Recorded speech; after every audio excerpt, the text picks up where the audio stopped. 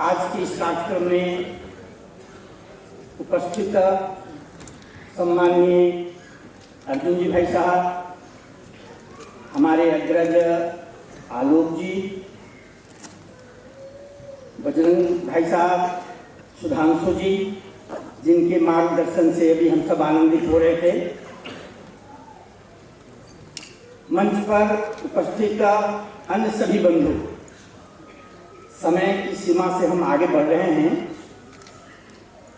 और इसलिए संक्षिप्त विषय प्रस्तुत करने का प्रयास कर रहे हैं आपके सामने। बनवासी रक्षा परिवार फाउंडेशन का काम अपने तृतीय चरण में प्रवेश किया है।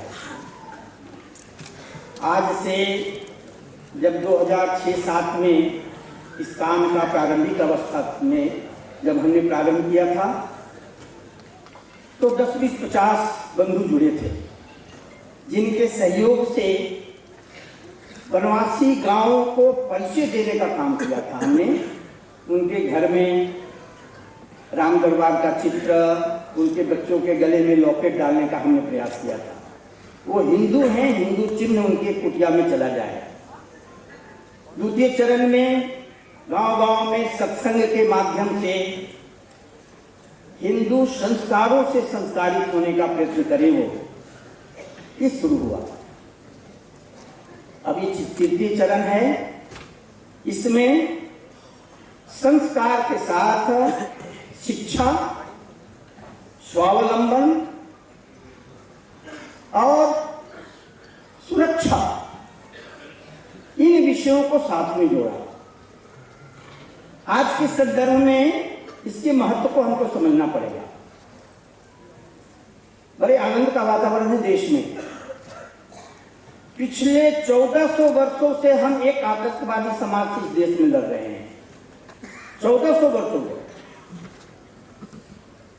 इसके इतिहास नहीं बता रहे हैं हम आपको, लेकिन ध्यान करो, इस 1400 वर्षों के इतिहास में ऐसे महापुरुष खड़े होते रहे।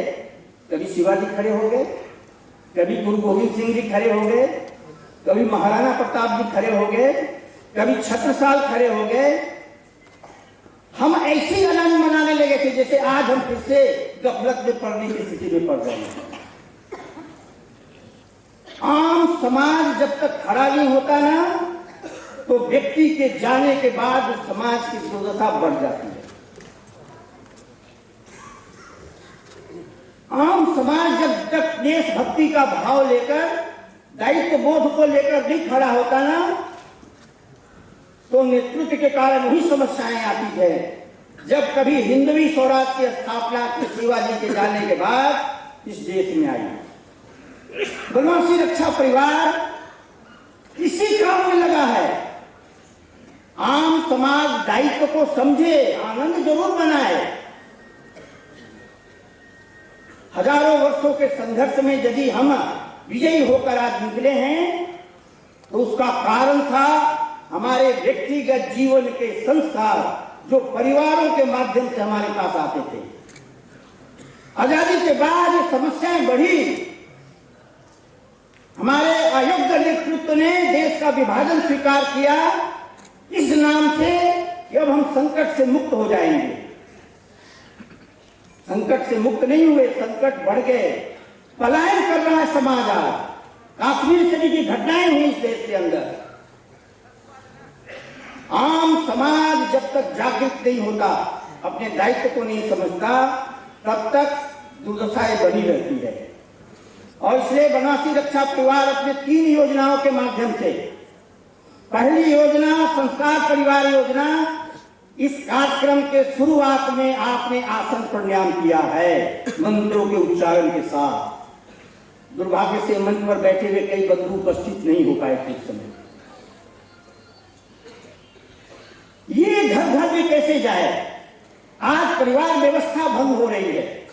हमारे घर में एक पीढ़ी ऐसी खड़ी हो गई जो भारतीय संस्कृति की मातृदेवो भव पितृदेवो भव के संस्कार से वंचित है। उसके लिए माता पिता बोझ हैं, बड़े मकान हैं, वृद्धाश्रम बढ़ रहे हैं। ये शासन से दूर नहीं होने वाला। कारण दूर होगा। और इसलिए वनवासी रक्षा परिवार ने दैनिक संस्कार परिवार मिलन का कार्यक्रम शुरू किया है। प्रतिदिन अपने परिवार के साथ बैठकर, उसमें छोटे बच्चे बच्चियां, उनके साथ बैठकर ओम और गायत्री मंत्र के साथ आसन प्राणायाम कीजिए। इस देश की परंपरा से इस बच्चों को परिचय कराइए। ये हमको और हमारे देश को बचाएगा। आज इसी साल 18 कार्यक्रम हो गए, लगभग 10,000 रक्षा संस्कार परिवारों का कार्यक्रम हुआ पिछले 3 महीने में दिल्ली में। ये 1 लाख परिवार तक जाए जो नित्य अपने घर में बैठकर अपने परिवार को संस्कारित करे, हिंदू परिवार, सनातनी परिवार बनाए। पहला काम। दूसरा काम, इसी काम को अपने समाज का जो बंधु झुग्गियों में जीवन जी रहे हैं, अभाव में जीवन जी रहे हैं, उनका के संस्कार कैसे जाए। भूखे भजन न हो ही गोपाला, भूखों को भजन नहीं चाहिए। और इसलिए प्रतिभा विकास केंद्र की स्थापना की। आज 1300 से अधिक बच्चे, अभी 8 महीने का हुआ है कालखंड, ये 1300 परिवार इस योजना से जुड़े हैं। उनके बच्चे 2 घंटे पढ़ते हैं। केवल बच्चे नहीं पढ़ते, उनके परिवार के अंदर भी ये काम आता है। महीने में 1 घंटा उन परिवारों को भी प्रशिक्षण देते हैं।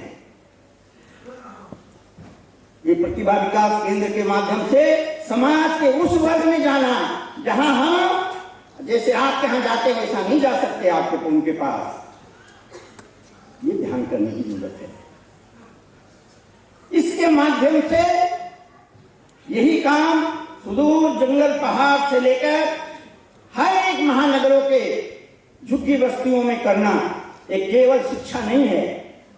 बहुत कोचिंग सेंटर चलते हैं, बहुत सारी स्कूलें चल रही हैं। हमारी शिक्षा देने की कोई शौक नहीं है। हम उनको आप भी जो बैठे हो ना, हम सैकड़ों कार्यक्रम करते रहते हैं महीने में। आने वाली पीढ़ी को आप नहीं आगे बढ़ा पा रहे हो। आप ये संकेत समझकर आने वाली पीढ़ी को कैसे इस योजना से जोड़ें, इतना छोटा सा एक विषय। धन्यवाद। भारत माता की जय।